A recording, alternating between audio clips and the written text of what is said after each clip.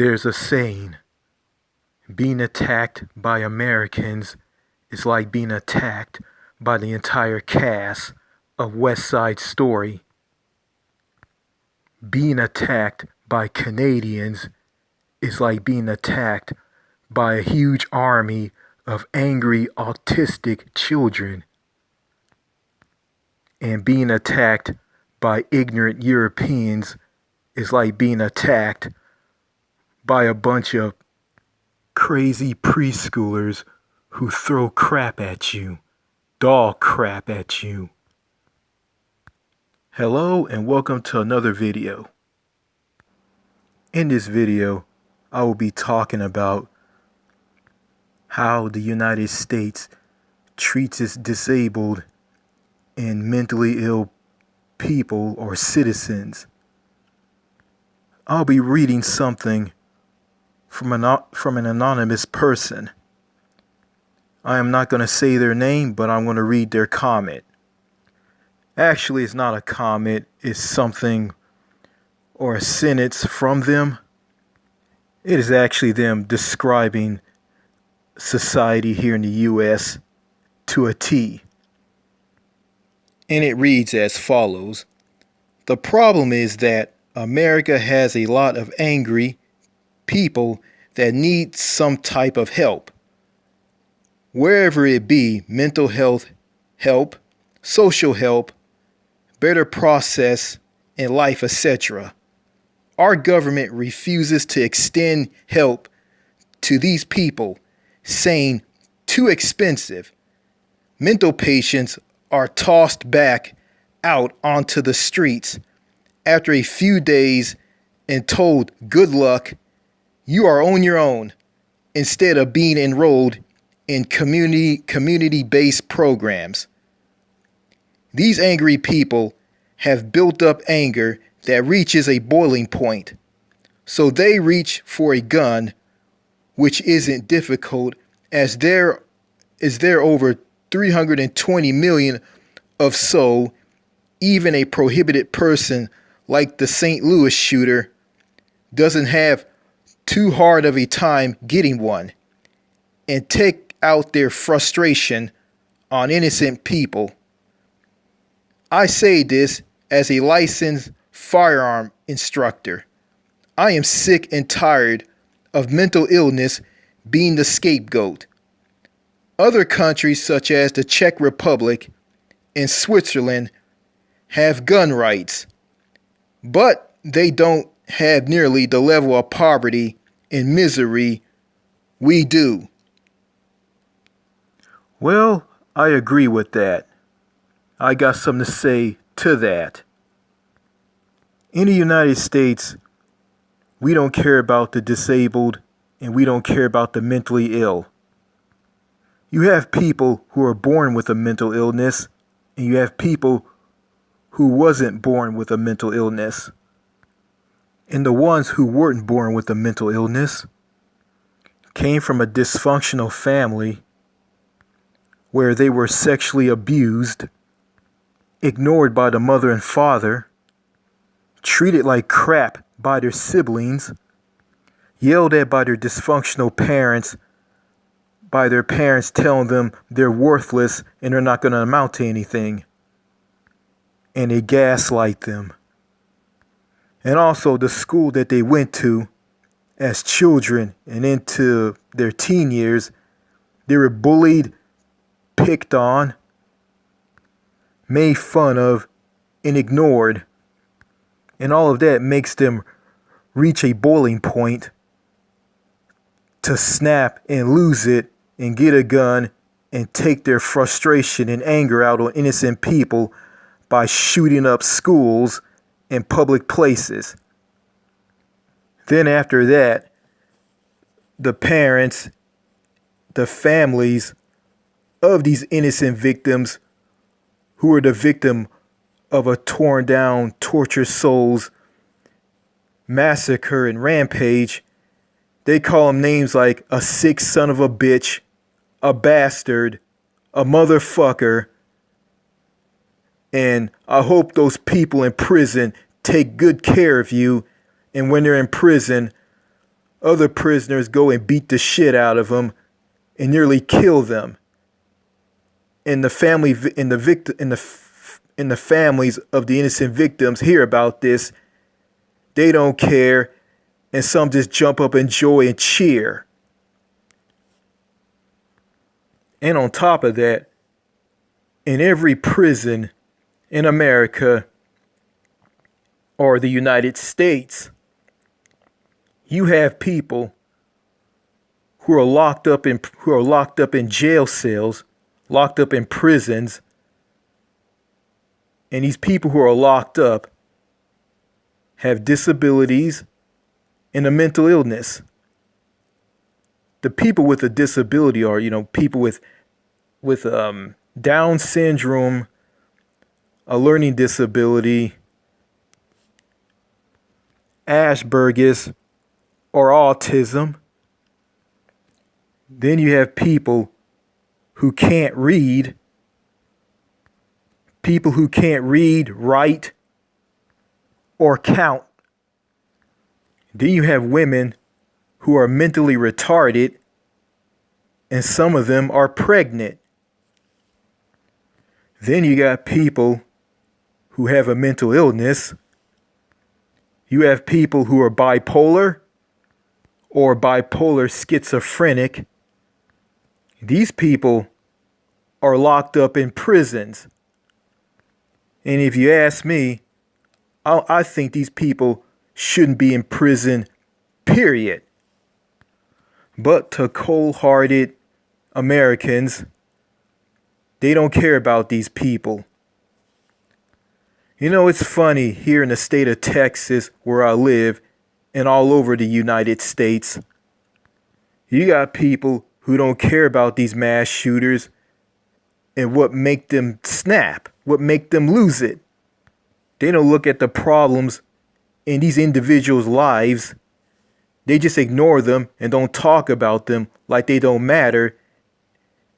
And it doesn't matter if it's pro-gun people or people who are for gun control in the U.S. They don't care about these people, and they don't. All they care about is making society safe for everybody and just leave these people out in the cold like they don't matter. People with disabilities in the United States are ignored and overlooked. There's rights for gay people in the LGBT community. There's rights for women, rights for transgender people, and rights for black people. But when it comes to people who are special needs, they don't matter. There's no rights for them. I remember this guy who I went to school with. He has Down syndrome. And he was hit by someone in a white van as he was riding his bicycle on a street. And people who I went to school with, they heard about this and they said they felt sad about what happened to him. And they talked about, he's a super wonderful, nice person. Well, when he was alive, the people who I went to school with treated him like shit. They didn't give a damn about him. And they did. And after he died, some of these people have the nerve to put a cross on next to this road that he died on. Wow. Also, there's this guy who I went to school with, another guy who I went to school with. He was mentally ill. And he's serving a 60-year prison sentence, for attempted murder because he tried to kill a drug dealer. Well, why did he try to kill this drug dealer? Because he was angry at this drug dealer for cheating him out of his money when he was buying drugs from this drug dealer. I told two women who I went to school with on Facebook about him. One felt sorry for him because she thinks that he is disabled and he's special needs because he was in special ed. And the other didn't give a damn about him. The other woman didn't give a damn about him because she's still angry at him for calling her a cracker, because he called her a cracker because he was on his mentally ill episodes. And I told him he had a mental illness, and the mental illness made him did what he did, and she didn't care. And, I kind of went overboard on Facebook and online, and she blocked me out and didn't want to have anything to do with me. So there. How can the United States of America be the greatest, freest country in the world, and it doesn't give a damn about its mentally ill and its special needs citizens? I just don't get it, and I never will. You got these normies online, they like to mess with these incels, these lonely men, disabled men. They love to mess with these people. They love to put these people down because they know they can get away with it because they hide behind a keyboard and a computer screen by typing it away and putting out their negativity online to these people. I myself was taken to a hospital to see a bunch of mental health professions and a psychiatrist through my father. He pulled me away from my doctor just to go through this because he said that I was snapping and I was losing it and I felt miss out of place. And seeing all these mental health professions and a psychiatrist was a waste of time and a waste of money. It didn't help my problem. And there's a saying from a song by Taylor Swift. And in those lyrics, I'm going to quote these lyrics: "Band-aids don't fix bullet holes." And when I saw the psychiatrist, he wanted me to take some pills. And my dad looked at these pills and said that these pills are going to, quote unquote, help me cope with my problems. They're going to cope with my problems, all right. They're going to make me gain weight. They're going to make me sleepy, drowsy, and non-responsive. And I'm going to be sleeping all the time. That's what these pills are going to do to me. But Americans like my father are too goddamn stupid to see the real problem. When I complained about seeing all these mental health professions and a psychiatrist to my father said this to me: "You brought this on yourself." If you're a person who was born and raised in the United States, you were taught to just blame yourself, not blame society and the people who make you out, who turn you into a monster or a rant-raving lunatic. Just blame yourself. Just blame yourself. You know what? I'm not going to blame myself anymore. Enough is enough.